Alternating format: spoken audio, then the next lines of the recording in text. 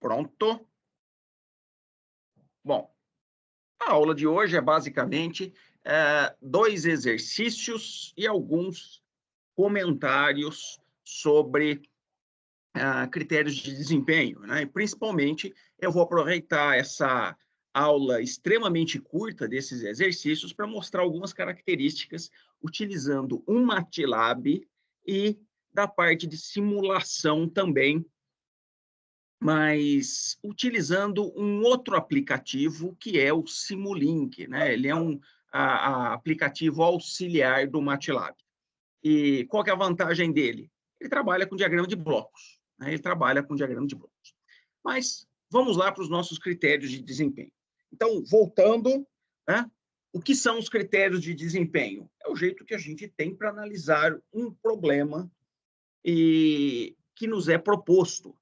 E esses critérios de desempenho, muitas vezes, não têm uma certa explicação, ou, basicamente, essas explicações vêm dos fenômenos físicos que acontecem com o nosso sistema de controle.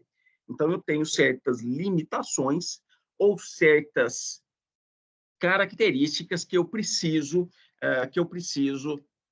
atender. Por exemplo, controle de sistemas, o controle de velocidade veicular.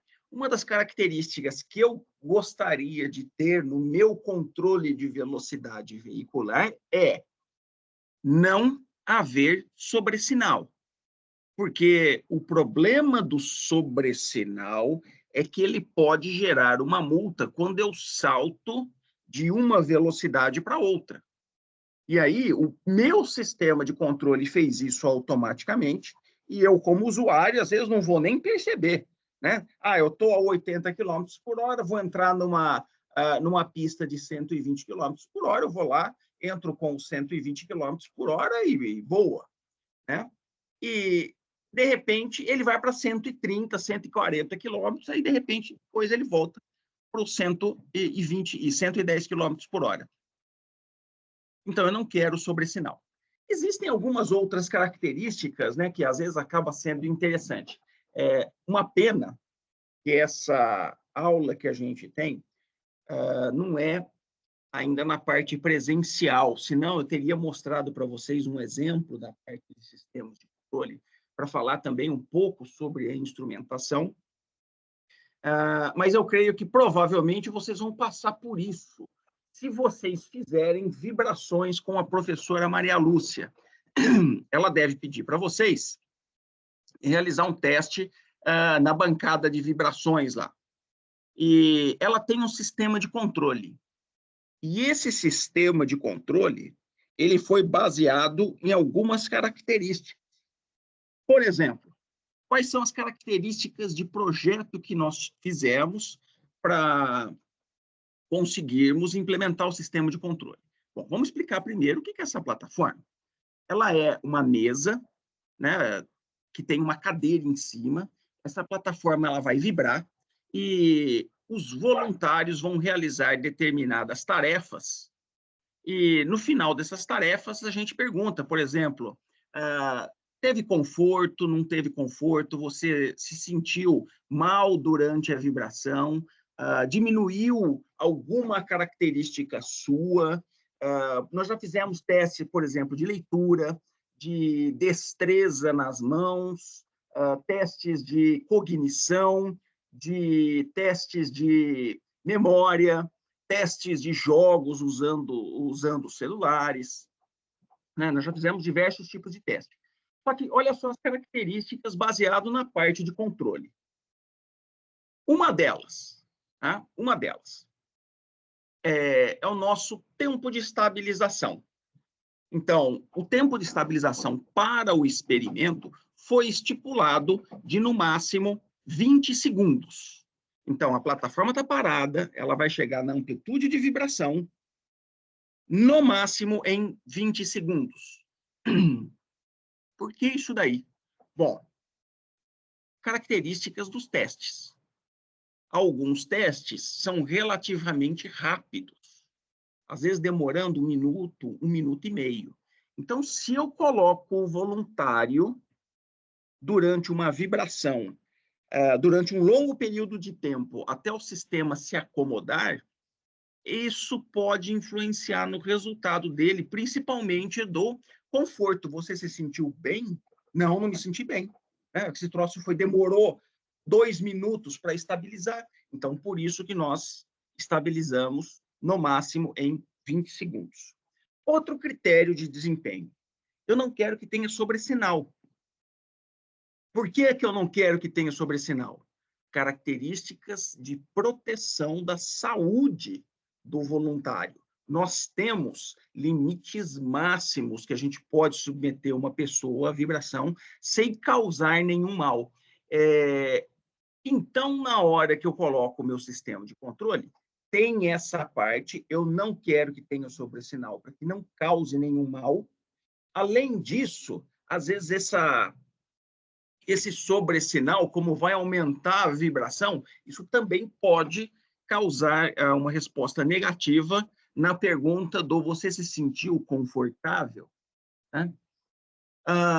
E olha só que outra característica interessante que nós usamos, que eu disse que era uma característica pouco usada de sistemas, tempo de subida.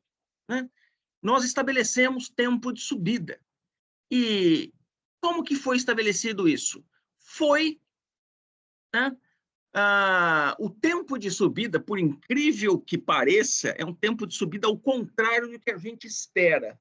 Né? Falando assim, olha, eu quero que o meu sistema suba no máximo em 5 segundos. Na verdade, nós colocamos exatamente ao contrário. Eu não quero um tempo de subida muito rápido. Então, eu quero que ele suba, né, acima de 5 segundos. Eu não quero que ele suba muito rápido. Mas e por que isso daí? Por que isso daí? Porque se ele sobe o tempo de subida, ele vai muito rápido, isso também pode afetar a pessoa, colocando um certo medo inicial dela. Então, imagina, o troço está paradinho lá e, de repente, começa a pular, aí o voluntário pode falar, me tira dessa cadeira, pelo amor de Deus. Né? Me assustei. E aí, e o seu conforto? Não, foi péssimo. Então, olha só que coisa, né? São, às vezes, coisas conflitantes. Eu não posso subir muito rápido, mas eu também não posso me acomodar durante um tempo muito grande. Então, a gente precisa ter um tempo ótimo ali e, além disso, buscar um sistema de controle que não tenha sobressinal. Por isso que é importante as características dos critérios de desempenho. Mas, só para a gente revisar um pouquinho e usar um pouco o MATLAB, então, olha só. Resposta ao degrau unitário do seguinte sistema de segunda ordem. Então, interessante, né? Ele é padrão? Não, não é padrão. Se ele não é padrão, eu não posso aplicar as fórmulas que foram apresentadas na aula 1 e na aula 2, para qualquer coisa que eu vá querer calcular, né? Que não vai dar certo, Principalmente tempo de pico, tempo de pico, porcentagem de sobressinal, tempo de subida, tudo isso vai por água abaixo, a não ser a metodologia para chegar nos resultados. Eu só não posso aplicar a fórmula final. A metodologia eu posso. E olha só que interessante. Então, vamos fazer a transformada inversa de Laplace, admitindo que eu tenho uma entrada degrau unitário. Então, está aqui a nossa resposta a uma entrada degrau unitário. E a diferença desses dois valores, dessa parte de cima e dessa parte de baixo, é que simplesmente eu peguei o seno e o cosseno e coloquei em evidência, né, que é a forma mais tradicional aí que a gente encontra. Essa forma aqui, ó, quase nunca é encontrada, mas é o jeito que a gente calcula, né? O jeito que a gente faz a transformada inversa. Depois, nós agrupamos. Ou nós deixamos desse jeito, ou então nós juntamos os senos e cossenos geralmente em um seno defasado. Tá? Mas vamos lá. Tempo de pico. Isso é interessante. Como que eu calculo o tempo de pico? O tempo de pico é calculado aplicando a derivada e igualando a zero. Só que eu não posso pegar a primeira derivada, porque ela vai dar justamente em t igual a zero. Porque, como é um sistema de segunda ordem, apesar de não ser padrão, eu tenho certeza que a sua resposta ao degrau unitário vai ser algo mais ou menos desse tipo aqui, ó. Então, eu vou derivar. A primeira vez que eu derivo igual a zero, nós temos essa daqui, essa daqui, essa daqui, essa daqui, e assim sucessivamente, né? E aí, eu teria que aplicar aquela velha fórmula de derivar a segunda vez, substituir os valores calculados na primeira derivada, para saber se isso é máximo ou mínimo, e depois substituir alguns valores para a gente chegar nos resultados. Mas tudo aqui, como foi dito antes, não é uma aula de cálculo, né? Não é uma aula de cálculo. Então, eu vou derivar e vou buscar, geralmente, esse primeiro pico aqui, com o tempo diferente de zero. Então, vamos lá. Fazendo a nossa derivada. Então, eu acho que já foi comentado também com vocês algumas vezes, mas sempre é bom lembrar, né? A gente nunca lembra dessas derivadas de senos e cossenos. Então, meu mouse aqui parece que não está muito bom. De vez em quando ele enrosca. Não sei se sou eu que estou saindo do mousepad ou não. Então, nós temos aqui o nosso seno. E aí, se eu quiser derivar, eu encontro o meu cosseno. Então, eu vou andando para cá. A derivada do meu cosseno, travou de novo, menos seno. A derivada de menos seno, menos cosseno. E a derivada de menos cosseno, seno. Então, vamos lá. Fazendo, então, essa derivada, ela é feita através dessa formulação aqui. Deriva igual a zero. Então, lembrando, isso daqui a derivada disso é zero, porque ele não tem a variação do tempo. E aí eu tenho esse daqui, do jeito que foi feito. Vamos ver o jeito que foi feito aqui. Se eu não me engano, foi a derivada disso vezes isso daqui. Deixa eu ver, ó, não estou percebendo. Não, foi feita a derivada disso. Então, 4/5 aqui. O menos cancelou com esse menos, virou mais. O 2 entrou aqui, o 2 entrou. Então, por isso, 2 cosseno menos. Aqui era 42, virou 21. E aí, então, é isso daqui. Só que cuidado com o sinal de menos, vezes a derivada disso daqui. A gente tem essa relação aqui embaixo.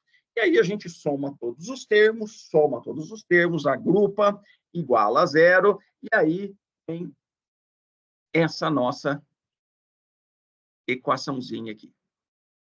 E aí, um jeito que eu tinha falado para vocês para sair disso é bastante simples. A gente divide isso por cosseno de raiz de 21. Olha só, já substituí o t por tp aqui. Eu vou dividir por cosseno de raiz de 21.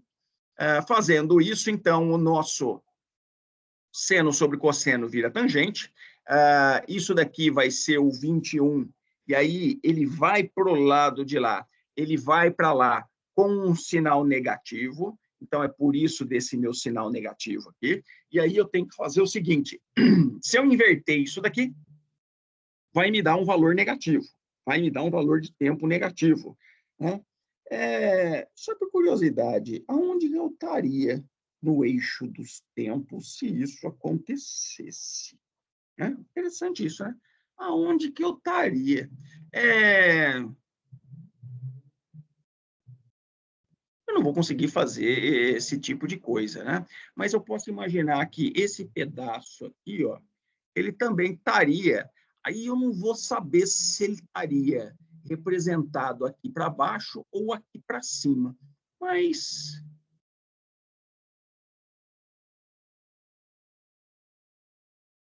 seria como se fosse esse tempo, esse ponto aqui, ó. Por incrível que pareça, né? Então, na verdade, é só pegar esse troço aqui e espelhar para cá. A única coisa que eu não lembro se isso é para o lado de cima ou espelho para o lado de cima ou para o lado de baixo. Só que a gente sabe que isso daqui é só representação matemática, né? Já como eu tenho um sistema que é fisicamente realizável, ele só pode responder depois da entrada ter sido aplicada. Então, a gente só pega esse lado de cá. Mas, vamos lá. Quando a gente aparece esse menos aqui, então, o que a gente deve fazer é o seguinte: lembrar das relações trigonométricas. Isso é, se eu tiver alguma coisa que tangente de uma determinada situação é um valor negativo, se eu fizer tangente de π menos essa alguma coisa é igual ao valor positivo. Então, eu calculo o meu tempo de pico aqui, 0,572 segundos. Tempo de subida com critério de 0 a 100%, né? De 0 a 100%. Esse daqui, de 0 a 100%, então é a primeira vez que ele vai passar por esse ponto aqui, ó, que é o seu valor final. Então, eu simplesmente preciso calcular aquele ponto ali. Então, eu sei que o seu valor final é 4/5, então 4/5 igual a essa nossa equação aqui. 4/5 cancelo com esse 4/5 aqui. Nossa, o mouse aqui tá dureza. Deixa eu ver se eu dou uma... Parece que saiu um pouco da sujeira. Vamos lá, ver se melhora aqui para mim. Esse 4/5 eu cancelo com esse 4/5, erro típico, né? Aí a gente fala assim, peraí, ficou igual a 0? Não, não ficou igual a 0, a gente tem o 1 aqui, né? A gente tem o 1. Mas espera aí, aqui, bom, aqui eu também tenho 1. Então, esse 1 vai cancelar com esse 1, então tudo isso daqui é igual a 0, o menos desaparece, o exponencial não pode ser 0, então sobra só essa nossa equação aqui dentro, que é justamente essa daqui, igual a 0. E agora eu vou resolver a mesma coisa. Vou resolver, divido tudo por cosseno, vou dividir todo mundo por cosseno. Fazendo isso, então, 1 menos isso daqui vezes a tangente igual a 0, resolvendo a nossa tangente, 0,319 segundos. Agora, como que eu resolveria isso no MATLAB? Isso é interessante. Como que eu resolveria isso no MATLAB? No MATLAB, eu tenho aqui, ó, o meu sistema já definidinho aqui para facilitar um pouco a nossa vida. E aí, basicamente, o que eu preciso fazer é comando gráfico, resposta ao degrau unitário. Então, o comando return é simplesmente para ele parar aqui sem dar nenhum erro, né? Às vezes eu coloco, sei lá, alguma variável que não está definida na memória, por exemplo, x ou z, e aí ele dá erro e para naquele ponto. Então, se eu solicitei resposta ao degrau unitário, tem um jeito fácil de calcular os nossos parâmetros. Mas espera aí, não é resposta ao degrau unitário que eu quero. É resposta ao degrau de amplitude 3. 3 multiplicado. Pronto, agora eu tenho a resposta ao degrau de amplitude 3. Né? E consigo calcular a minha resposta do jeito que eu vou mostrar para vocês. Mas eu vou tirar o 3 aqui, já que lá é resposta ao degrau unitário. Então, tirei o 3 aqui, resposta ao degrau unitário, ele está executando. A hora que ele executar, a gente comenta. Então, aí eu venho aqui, ó, com o mouse aqui dentro, botão da direita, características. Eu tenho aqui, ó, Peak Response. Quando eu clico aqui, ele vai me mostrar, eu passo aqui nessa bolinha, e ele vai mostrar o tempo de pico, lá, a amplitude de pico, sobressenal e o tempo que em que isso aconteceu. Está faltando o tempo de subida. O tempo de subida, eu venho aqui, de novo, botão da esquerda, ou melhor, da direita do mouse, características, Rise Time. E aí ele mostra esse ponto aqui, me dando o valor de 0,245. Só que isso daqui ele tem um critério por trás, assim como o tempo de acomodação. O critério por trás, para eu conseguir identificar lá no MATLAB, o padrão dele.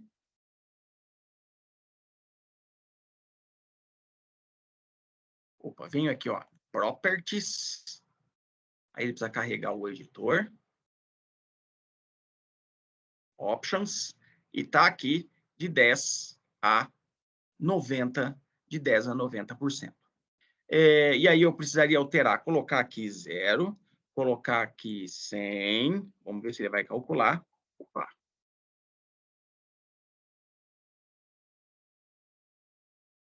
E aí ele subiu a bolinha para cá.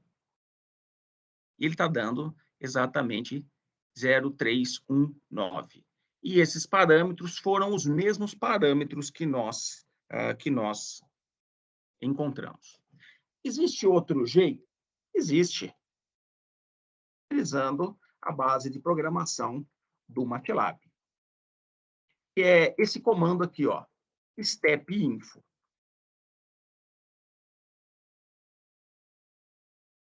Esse step-info, ele nos dá exatamente os nossos parâmetros. Olha lá, tempo de subida 0,24. Espera aí, está diferente.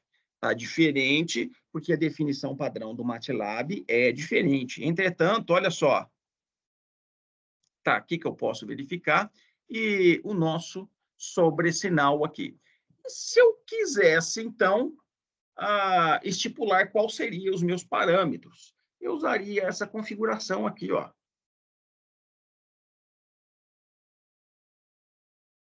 De 0 a 100%. E se eu quisesse a de 5 a 95?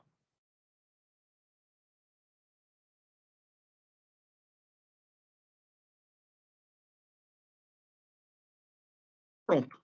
De 5 a 95%. Então, é assim que a gente pode fazer também no MATLAB para conferir as nossas contas, né? E se alguém quiser dar uma olhada, é só help step info. E aí ele me dá todas essas características aí, inclusive, né, ó, o settling time também tem, né, o padrão dele é o 2%, o rise time, que foi o que eu utilizei, ele define o padrão dele de 10 a 90%. Esse é o padrão dele, esse é o padrão. Próximo exercício aí, ó. O próximo exercício, ele é interessante porque acontece isso muitas vezes na prática. Como a gente tem que ajustar um sistema de controle, em geral, não para um sistema mecânico que eu vou construir, muitas vezes para um sistema mecânico, já tenho ele construído. E aí? Eu tenho uma função de transferência? Bom, posso fazer o seguinte, pegar nas suas equações matemáticas, baseado no meu modelo físico, só que aí eu tenho um pequeno probleminha aí de ordem prática, né? Quem me diz que a massa do sistema está correta, que a rigidez está correta, que o amortecimento está correto, então isso quer dizer que os meus fatores de amortecimento, frequência natural, podem variar um pouco. Então, o que eu posso fazer? O que eu posso fazer para encontrar uma determinada equação de movimento, ou, no caso, uma função de transferência, a partir de um dado experimental? Então, uma coisa bastante simples que a gente tem é entrar com um degrau. Não necessariamente precisa ser um degrau unitário, né? Mas a gente pode aplicar uma variação na entrada e medir essa variação na saída. E baseado nessa variação na saída, eu mais ou menos ajusto uma função de transferência a ela baseado nessa minha entrada. Então, olha só como exemplo aqui, ó. Fui lá, peguei um sistema que eu não conheço e tracei a sua resposta ao degrau unitário.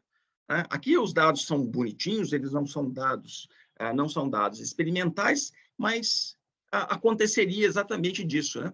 Eu vou olhar para ele e vou tentar estipular. Bom, que tipo de sistema que é? Isso é interessante. Que tipo de sistema que é? Bom, eu posso imaginar que ele vai ser um sistema ou de segunda ordem, ou terceira ordem, ou quarta ordem, mas eu sei que de primeira ordem não é. Por que eu sei que primeira ordem não é? Eu posso lembrar essa saída aqui do sistema de primeira ordem, que ele não teve esse tipo de partida. Agora, o principal é essa oscilação aqui. Então, ele oscila um pouco. Bom, que modelo que eu vou chutar para ele? E, peraí, chutar é assim na prática? É, por incrível que pareça. Por incrível que pareça, é. É claro que esse primeiro chute que a gente vai fazer, a intenção é aplicarmos algumas características de critério de desempenho, e não necessariamente de aquilo que eu vou comentar, que é a identificação de sistemas, que é isso que a gente está fazendo. Tá? Bom, eu obtive essa resposta aqui. Ela não foi uma resposta qualquer, né? Ela foi induzida a ter determinadas características. Por exemplo, essa característica aqui, ó, eu verifico que em 3 segundos ele atinge o máximo sobressinal. E eu também sei quanto é o sobressinal. Então, eu sei tempo de pico e porcentagem de sobressinal. Tempo de pico, porcentagem de sobressinal, me dá ambas relações de fator de amortecimento e frequência natural. Então, eu consigo estipular os polos do meu sistema de segunda ordem. E aí está faltando o meu ganho. Da onde vem o meu ganho? Se eu apliquei uma entrada de grau unitário, o valor final dele foi para 2. Então, eu tiro o meu ganho K igual a 2. Então, K igual a 2. O tempo de pico igual a 3. E as relações para um sistema de segunda ordem padrão é π sobre ômega d. Posso fazer alguma coisa? Por enquanto, não, porque o ômega d depende de ômega n e do fator de amortecimento. Do meu sobressinal, né?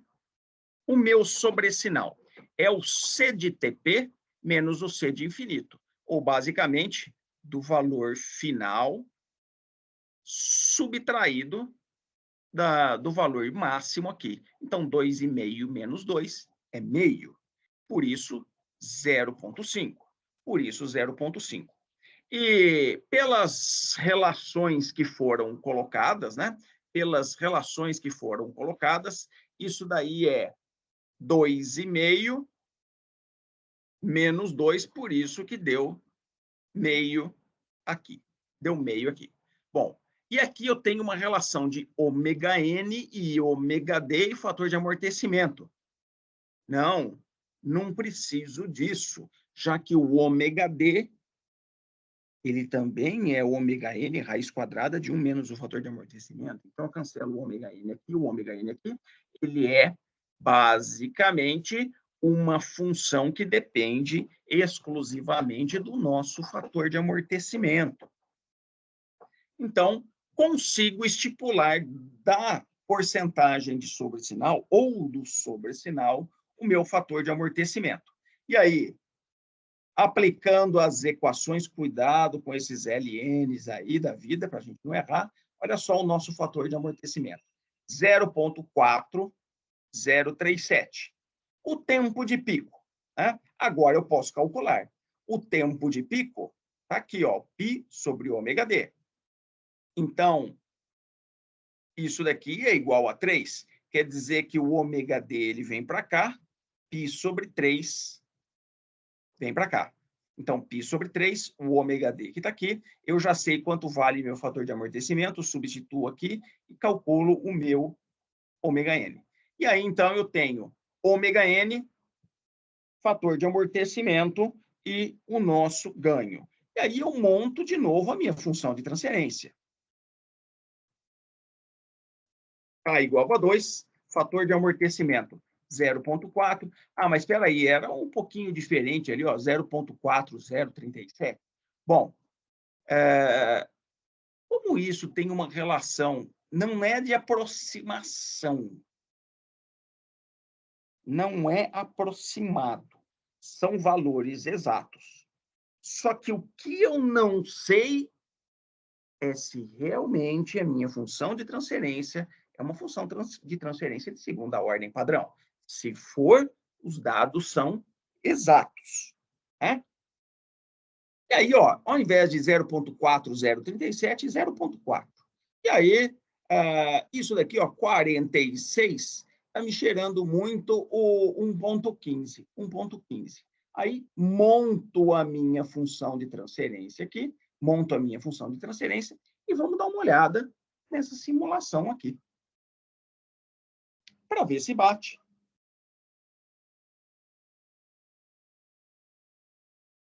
Já rodei, está rodando ainda. Pronto.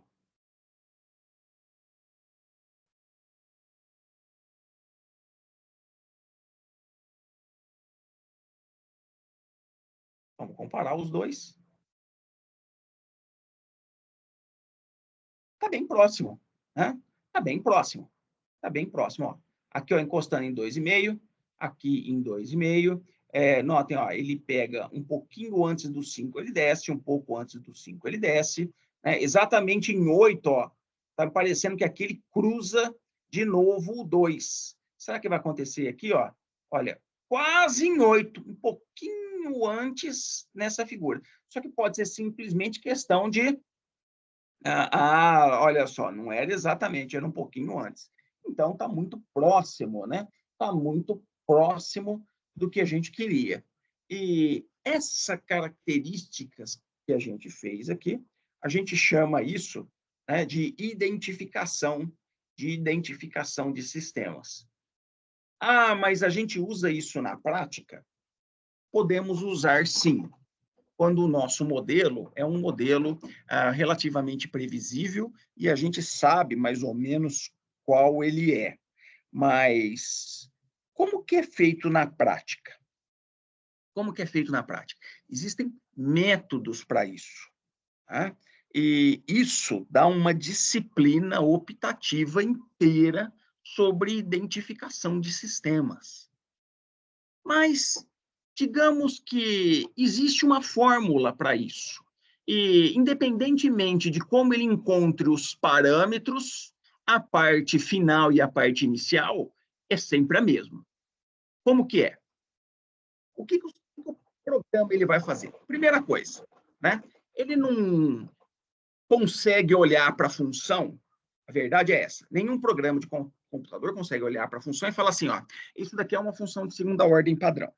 Então, o computador não sabe. O que ele vai fazer? Em geral, ele vai falar o seguinte, olha, já sei, eu vou colocar um sistema de primeira ordem padrão. E aí, ele tenta ajustar um sistema de primeira ordem padrão a essa figura aqui.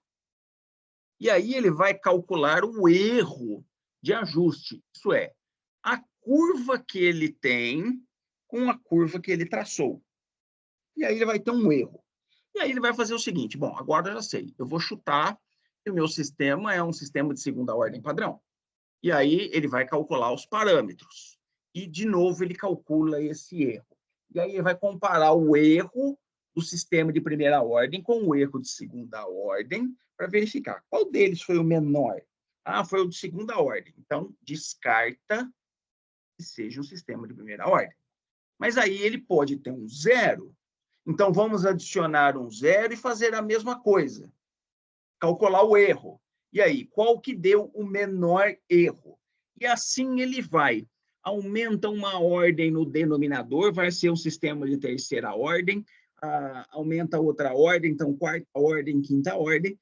E a partir de uma determinada ordem, esse erro ele praticamente para de decair. É ali que você fala, olha, eu acho que até esse ponto foi ajustado. Né? Então, o que não foi explicado é como que é esse meio, como que ele faz os ajustes para outros sistemas. Mas o início é sempre o mesmo, assim como o final. Pessoal, para nós terminarmos a nossa aula de hoje, eu gostaria de falar um pouco sobre um programa que a gente tem de simulação, que é pertencente ao MATLAB, que é o Simulink. O Simulink, ele basicamente é um diagrama de blocos. Ele é um diagrama de blocos do MATLAB. E, professor, por que o senhor nunca falou nisso, já que nós vimos diagrama de blocos lá? Pelo seguinte, todas as simulações que eu mostrei para vocês até hoje, certo? Se eu pegasse essa simulação que foi feito, vamos ver qual é a versão do meu MATLAB atual. É a versão 2020, 2020B, né? 2020B.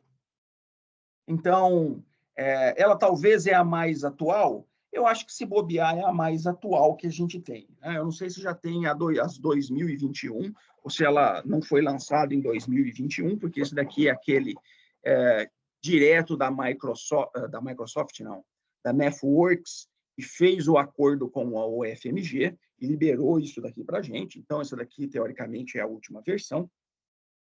Mas se eu pegasse, por exemplo, versões mais antigas, de 10 anos atrás, tudo o que eu fiz vai funcionar exatamente o mesmo. Talvez mudando um ou outro ajuste, mas são ajustes fáceis de serem observados. Mas isso não ocorre com o Simulink, por incrível que pareça. Entre uma versão e outra, pronto. Então, o atual, ele, em geral, abre um antigo, mas o antigo não abre o atual, né? Ele é muito chato com relação a isso. E como que eu entro no nosso Simulink? Lá no MATLAB tem a tecla Simulink. Ah, mas o meu não tem o Simulink. Não tem problema. Só digitar Simulink aqui. Ele demora um pouquinho? Demora, né? Ele demora, às vezes, um pouquinho. Vamos ver, está iniciando.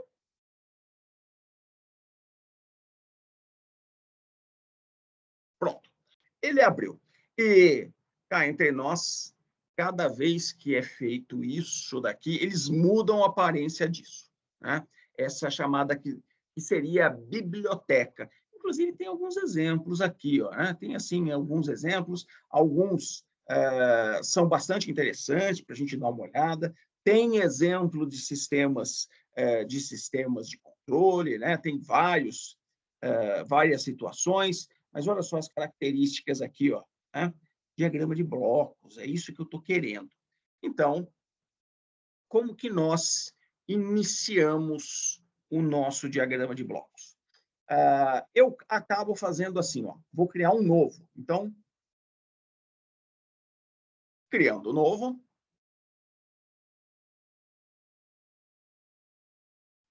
Pronto.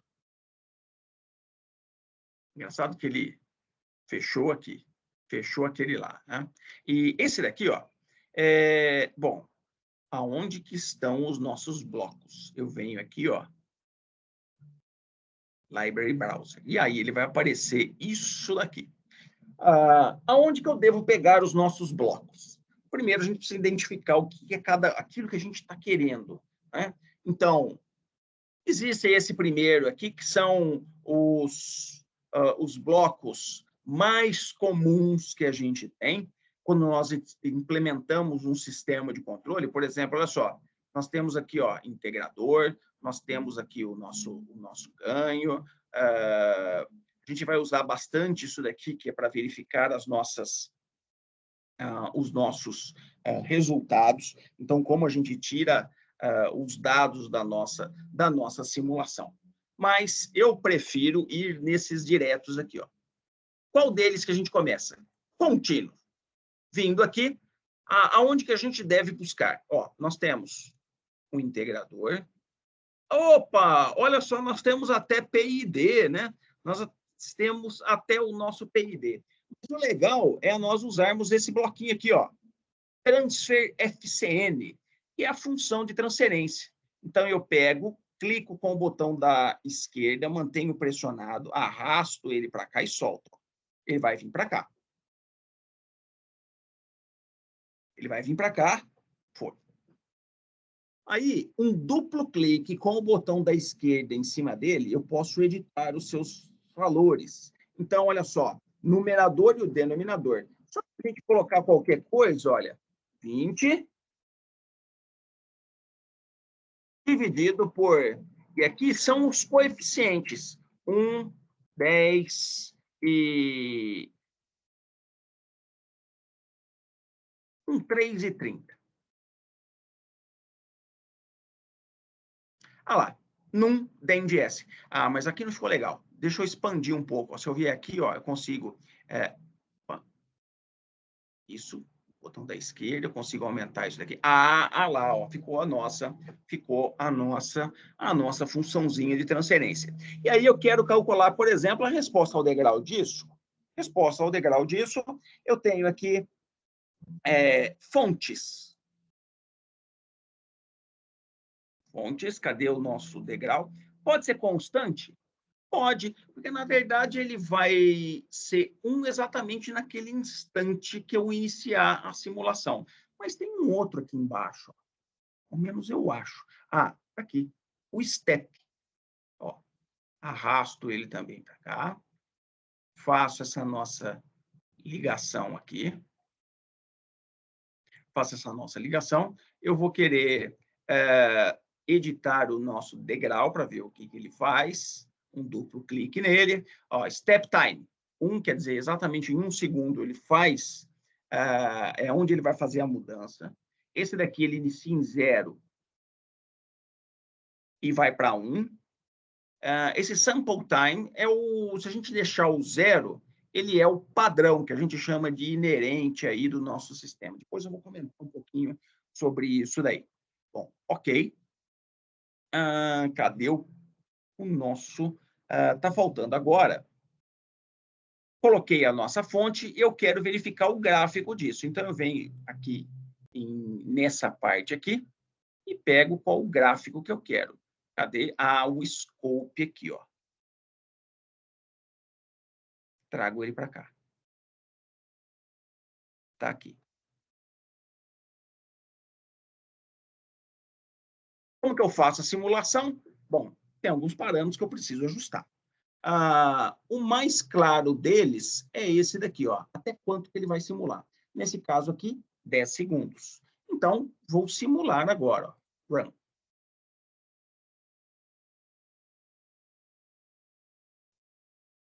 Vamos lá. Ele demora um pouquinho. Opa. Parece que ele não gostou de alguma coisa. Ele... Deixei ele mais aberto, ó. Aqui embaixo, vocês viram, ó, ele mostra a barrinha dele iniciando a simulação e terminando, ó, de novo. Aqui embaixo, ó. E por que não saiu o gráfico? Porque eu preciso abrir o meu scope, o meu gráfico aqui. Quando eu abro ele, um duplo clique. Vamos lá, senhor computador. Tá aqui a resposta. Tá aqui a resposta.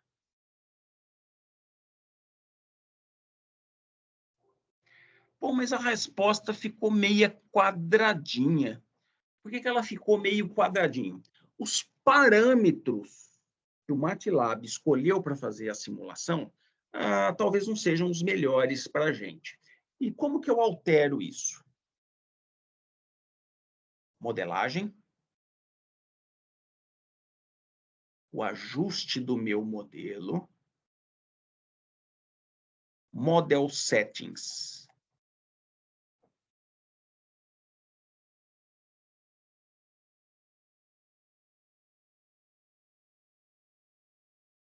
Pronto.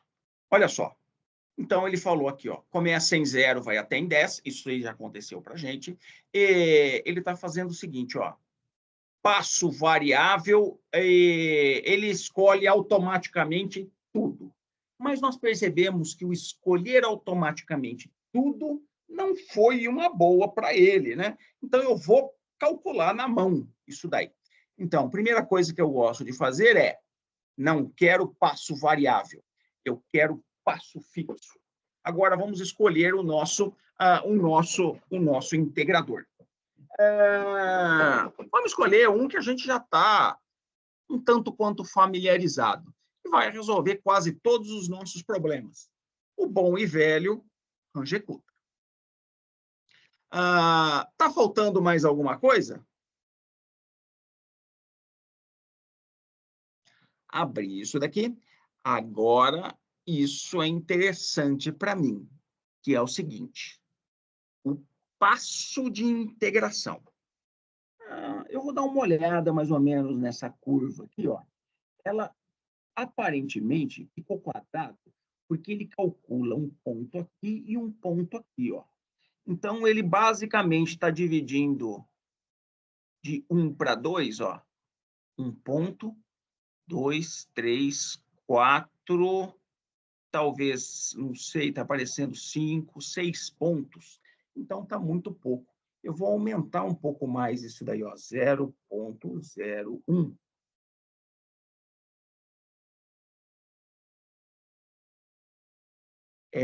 Em geral, isso acontece no olhômetro mesmo, verificando naquela curva lá. Não, espera aí, professor.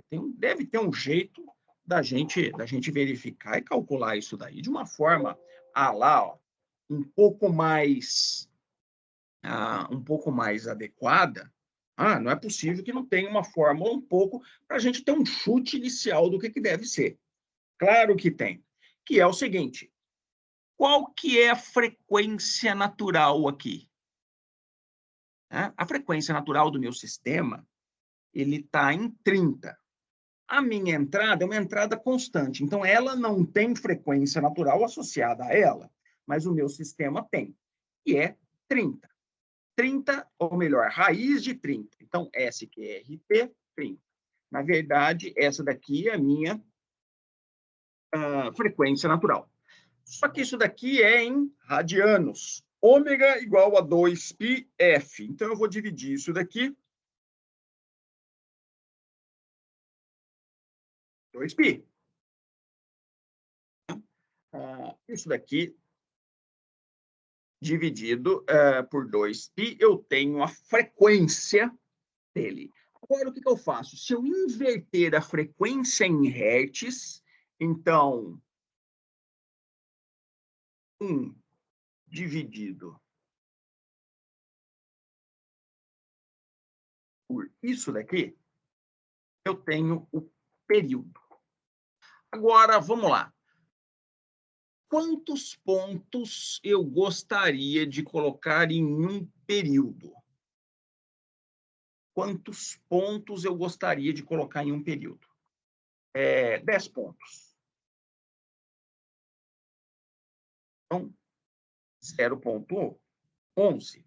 Bom, eu vou aproximar, ao invés de 0,11, eu vou colocar 0,1. E vamos ver se o gráfico aqui vai ficar legal.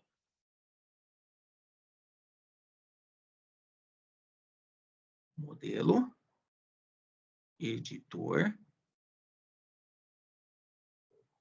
Não é esse.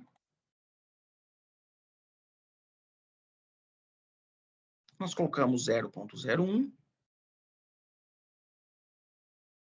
Se nós calculamos aquilo ali, 10 pontos por período, na verdade, seria 0,1.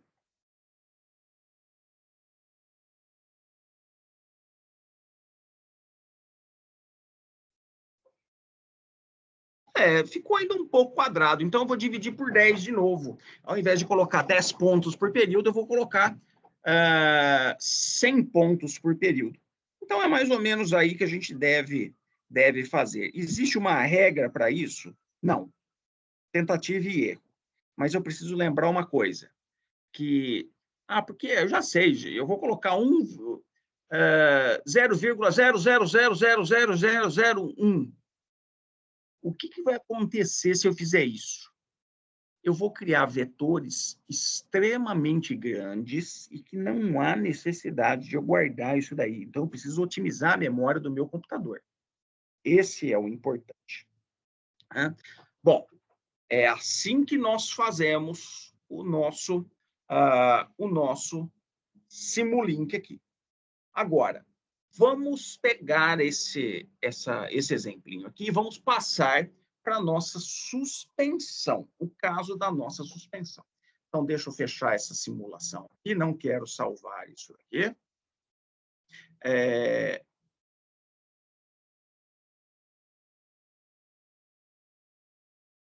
Esse programinha eu já mostrei para vocês, é o meu projeto da suspensão. E eu vou parar ele exatamente nesse ponto aqui, em que ele traça para mim, a minha lombada no tempo. Isso é importante. A minha lombada no tempo. Tá aí. Então eu tenho a minha entrada, essa daqui é a minha lombada, então o deslocamento vertical com relação ao deslocamento horizontal, que foi calculado através da distância que vem da velocidade. Quer dizer, qual que é a minha velocidade que eu estou passando por cima da minha lombada? Esse caso aqui, ó, eu estou passando com 20 quilômetros por hora. Então, como eu já mostrei tudo isso para vocês, eu tenho um dado importante, que é o meu TS, que é aquele tempo de integração que eu vou calcular. Então, esse daqui é o meu TS. Bom, agora vamos lá. O que é importante para nós? É como que eu pego esse dado aqui, ó, que é o vetor de tempo com a amplitude e jogo para o Simulink. Isso daí é que é o importante para nós. Primeiro, olha o meu vetor de tempo, o jeito que ele está. Ele é um vetor coluna. Eu quero ver o meu vetor de deslocamento. Também é um vetor coluna. Então, tanto o vetor de tempo quanto o vetor de amplitude são ambos vetores colunas, certo? Agora, vamos lá. Eu não vou ficar mostrando tudo, tá certo? Eu já tenho uma parte aberta aqui, é só eu lembrar onde está, tá aqui. Deixa eu abrir, então, essa minha simulação aqui. Abrindo.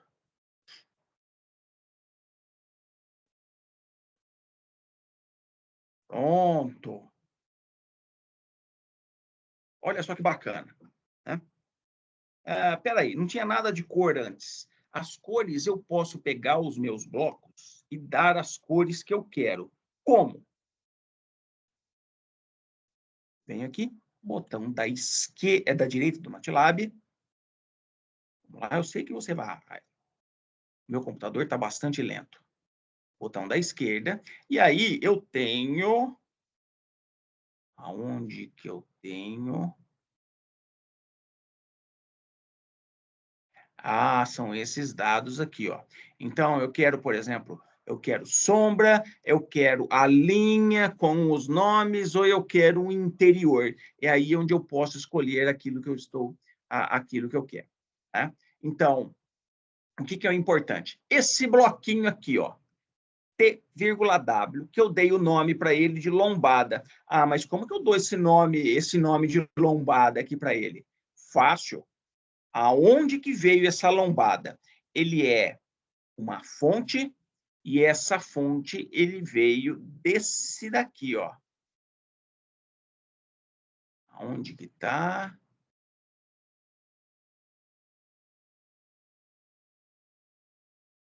Ó, essa daqui, from workspace. Então eu vou arrastar isso daqui para cá. Ele é exatamente esse bloquinho aqui. E aí o que eu faço nele? Duplo clique com o botão da esquerda, e aí eu tenho esse daqui, eu vou colocar o T,W para ele.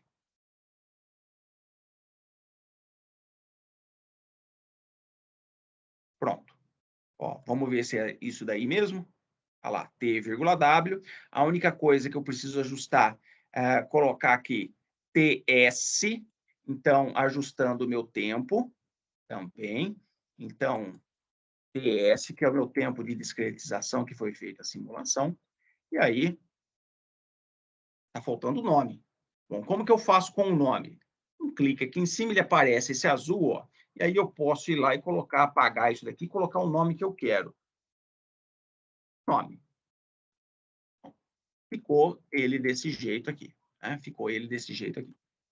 Pronto. Então, deixa eu apagar. Fiz aqui a minha lombada. Além disso, né? Além disso, eu quis brincar um pouco e coloquei uma sarjeta. O que é essa sarjeta? É uma entrada degrau, em que no instante 0,5 segundos, ele aplica a entrada sarjeta. Qual que é a amplitude da minha entrada sarjeta? 0,1. Quer dizer, 100 milímetros. Então, eu estou subindo numa sarjeta que tem 10 centímetros de altura. Né? É a sarjeta. Engraçado, né? Alguns permitem que eu não coloque nada aqui. Ó. Por exemplo, eu coloquei o 0 e ele vai funcionar do mesmo jeito. Na minha simulação, isso é importante. Vamos dar uma olhada, ó. Modelo.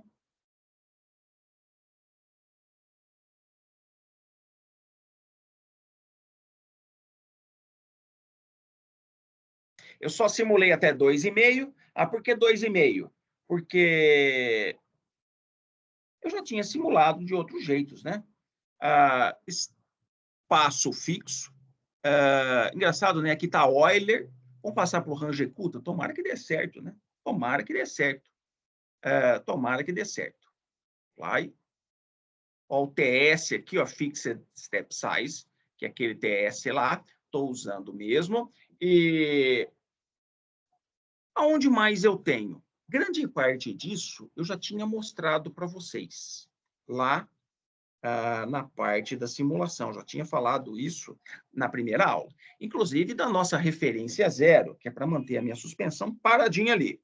E agora eu vou mostrar uma outra coisa para vocês, que não há necessidade, por enquanto, de comentar muito sobre isso, porque levaria...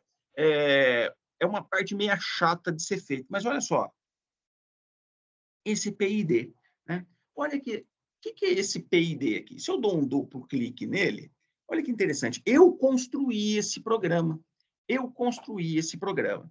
E eu estou usando um KP, TD, TI, e aquele gama, que é o ajuste do derivativo. Qual que é a minha função de transferência aqui do meu PID?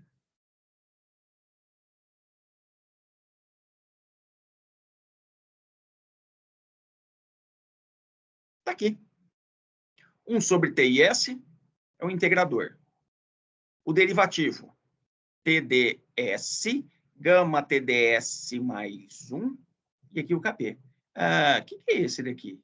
Esse daqui é uma função de transferência. É uma função de transferência. Ó. 1 TI espaço 0. E essa outra aqui?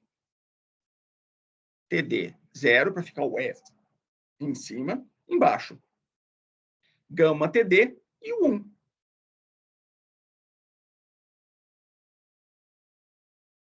Agora o mais importante. Também.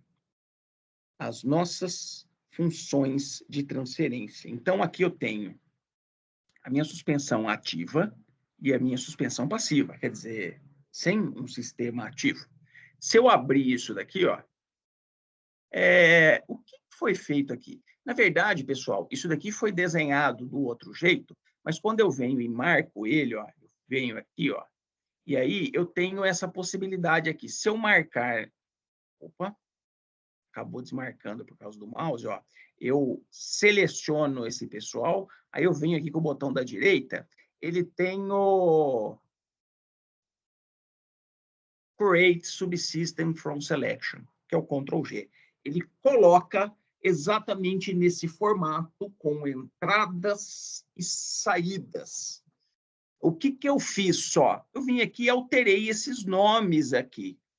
Eu alterei esses nomes, porque eu sei que a minha entrada 1 é a entrada U, a entrada 2 vai ser o W, Saída 1 é o YS e a saída 2 é o Y de N. Da onde que veio isso daí?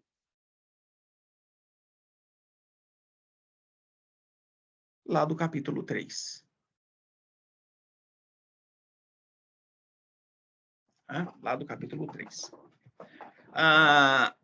Como que foi feito aqui?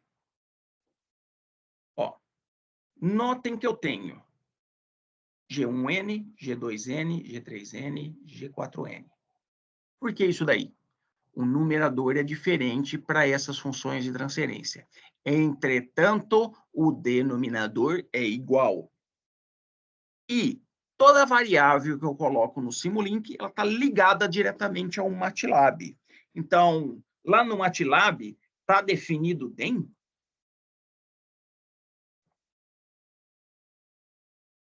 Aqui. Mas está definido os numeradores? G1N.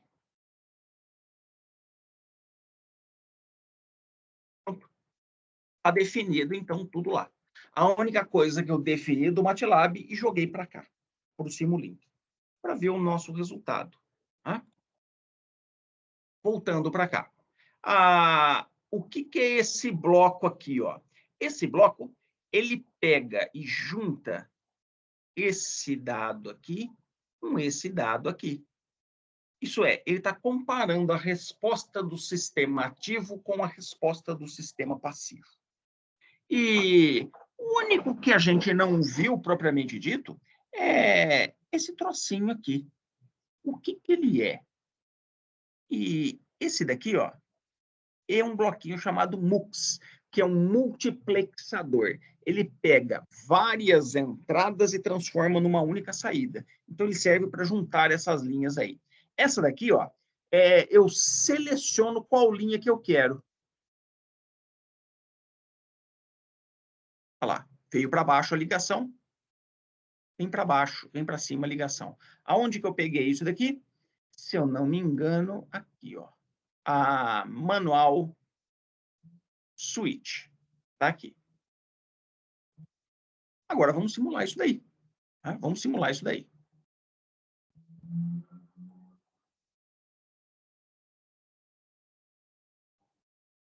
Pronto. Ele ainda está iniciando, a primeira vez ele demora um pouquinho mais. Pronto. Simulou.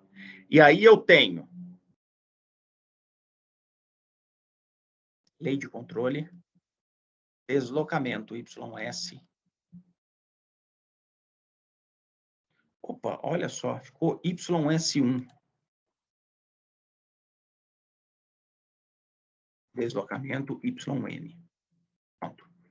Lembrando, deslocamento YN é o deslocamento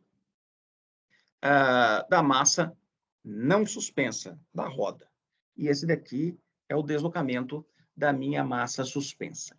Então, se eu reparar, olha, aqui não foi colocado a minha entrada, né? Mas olha só, o que acontece? Ele veio aqui, aí a entrada é aplicada nesse instante, a parte ativa, ó, ele fez o meu sistema parar de oscilar bem mais rápido do que o outro. Isso é claro, né, baseado nos parâmetros da minha suspensão, que não são os parâmetros lá muito bons. A suspensão aqui ele é muito, muito mole, a gente pode dizer. E aqui é minha lei de controle, ó. Os esforços em Newton que ele precisa fazer para manter isso daqui nisso daqui. E se fosse a minha entrada subir no degrau, né? Na calçada, subir na calçada. Como é que eu faço isso? Venho aqui, troco.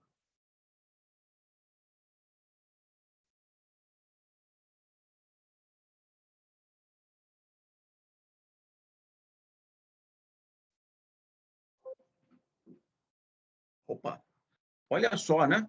Aqui deu uma grande diferença. O que acontece? A minha suspensão normal, quer dizer, o que a gente chama às vezes de suspensão passiva, na hora que eu subo num degrau, ele passa a ser aquele ponto zero, o ponto zero dele passa a ser o ponto zero normal mais o degrau aplicado. Nesse caso aqui, ó, o meu sistema de controle diminui o curso da minha suspensão, aproximando as duas massas, de tal forma que o meu carro não perceba que eu estou em cima de uma sarjeta, né? Que eu subi na sarjeta. Então, por isso que ele fica desse jeito aqui, né? A massa não suspensa, essa não tem jeito, né? Olha só, ela sobe e vai para o meu degrau aplicado, porque, é claro, ela vai ter que subir daquela posição do zero exatamente exatamente o meu degrau. Resta uma última coisa. Como que eu tiro esses dados? Isso é, esses gráficos aqui. Bom, o nosso bom e velho print screen resolve muita coisa na nossa vida, né? Resolve muita coisa na nossa vida. Mas tem um jeito mais elegante de se fazer isso? Tem. Tem um jeito mais elegante de se fazer isso, que eu vou mostrar para vocês agora como é que isso é feito. Olha só. Eu vou escolher, não vou pegar todos os dados, eu vou mostrar apenas para um dado, que é esse daqui, ó. Então, lembrando, da onde que veio esse resultado? Ele saiu desse daqui, ó, deslocamento YS, que é esse scope aqui. Bom, aonde que eu venho? Preciso lembrar também, viu, pessoal? Pode ser que no meio aqui eu me embanane um pouco. Eu venho aqui, ó, configurações, propriedades de configuração. Então, vamos abrir isso daqui com o botão da esquerda do mouse.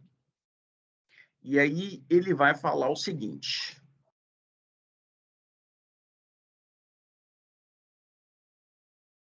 Ele mostra o tempo, display, aonde... Ah, é isso daqui, login. E ele tem algumas propriedades interessantes aqui. Primeiro, se eu colocar isso daqui, ele vai mostrar só 5.000 pontos.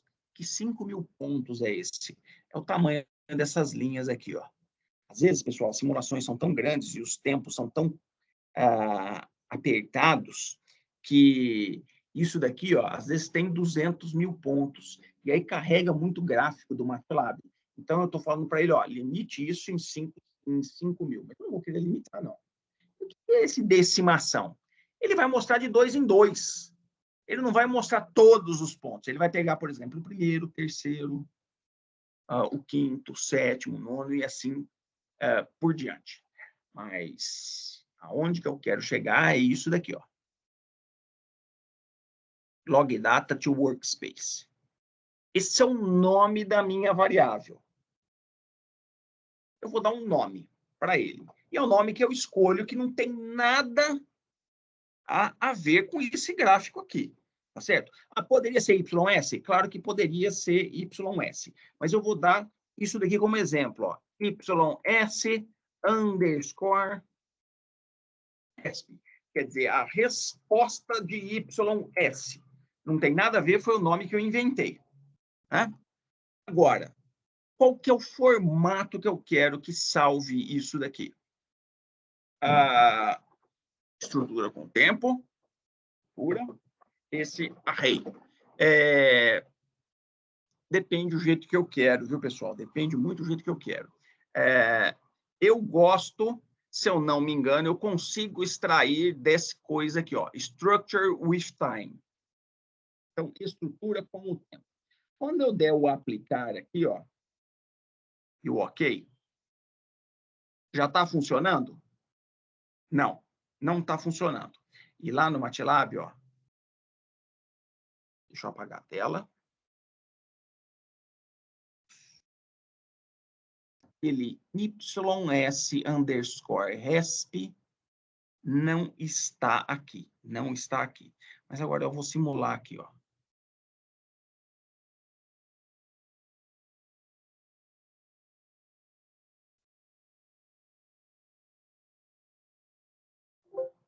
Pronto.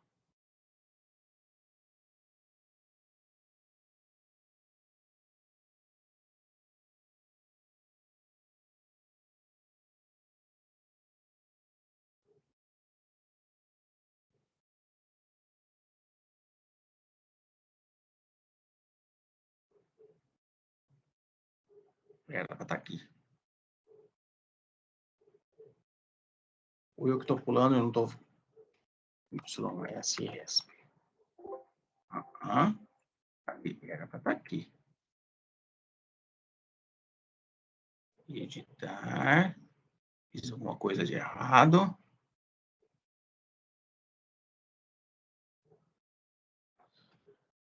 Ué. Teoricamente, eu fiz tudo correto.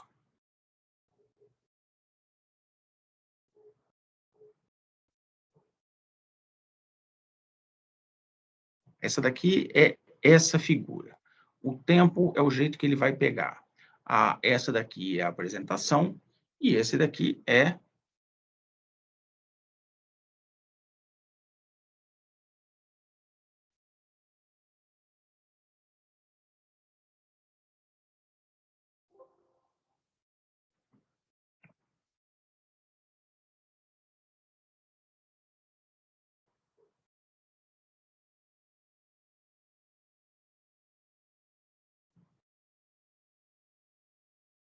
Eu estou achando que eu ainda não tinha feito isso nessa nova versão. Eu vou procurar dentro dessa variável aqui, ó.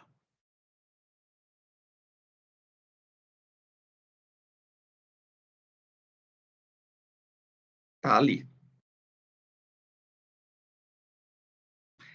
Como que eu pego ela? Vamos ver se eu vou acertar.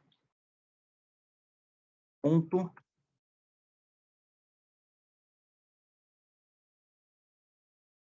YS ESP. Tá ali, ó. Quero ver o tempo. Aqui, o vetor de tempo. Só que ainda está faltando qual que é a minha amplitude. Aonde que ela deve estar? Vou procurar dentro de signals. Então,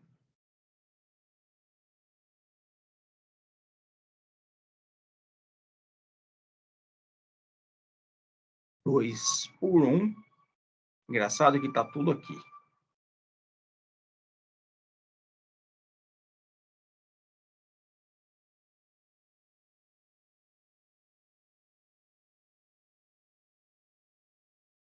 Só para facilitar a minha vida, para ver se eu estou acertando o que eu estou fazendo, eu vou criar um novo. Pronto. Porque são dois dados. Então, o primeiro dado era esse daqui, ó.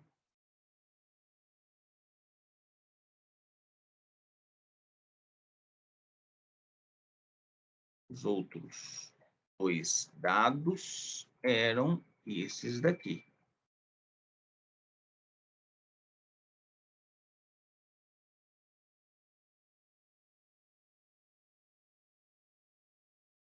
Agora, vamos lá. Figure, plot. Tempo, vírgula. Vamos ver se isso vai dar certo.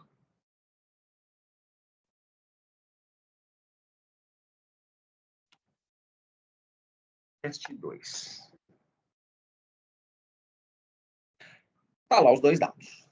Então, a primeira amplitude aqui, ó, a primeira amplitude aqui, a primeira amplitude e a segunda amplitude. Essa daqui é da parte ativa, essa daqui seria a amplitude da parte da suspensão normal. Vamos ver se isso vai funcionar para o outro caso.